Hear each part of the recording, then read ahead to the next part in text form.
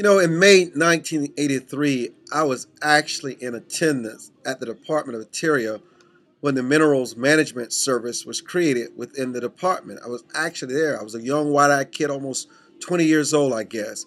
Well, Minerals Management Service leases federal Indian lands and other continental shelf, and MMS is the second largest income source to the U.S. Treasury through its collection of lease bonuses, rentals, and royalty collection. Now, the first director was Ambassador Harold Doley, who was born and reared in the Gulf Coast, actually in New Orleans, Louisiana. Now, over the last 27 years, I haven't given little any thought about mineral management service, but today it floods our headlines, and not in a very good way. Recently, MMS has failed to regulate and properly oversee rigs off of our coast.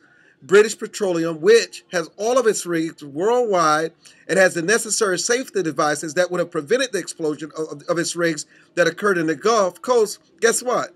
They have this device, but only in our country did their safety device not exist, which would have, without a doubt, prevented this recent explosion and all the chaos that is accompanying it. The acoustic equipment that would have prevented this nightmare would have cost British Petroleum less than $500,000. In fact, it would have only cost them $450,000. And that $450,000 savings will not cost BP and U.S. taxpayers tens of billions of dollars to rectify this crisis situation. If it is at all possible, we don't even know if it's possible anymore. The impact is environmental, economic, and because of the chemical toxin used to contain the spill, will have a deadly impact on our food chain from the Gulf Coast. If you don't believe this is going to have an impact on the food chain years down the road, you're not thinking seriously. This is now an outcry. It's obviously an outcry in our nation's capital and in coastal states to halt new offshore leasing and break up minerals management service. I don't know what that's going to do.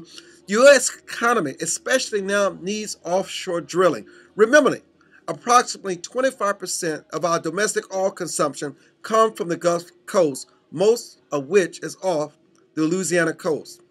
So 3 decades ago, bear this in mind, because this is where we're really going. 3 decades ago, the nuclear plant 3 Mile Island melted down, and we have not used a permit for a nuclear facility since 3 Mile Island.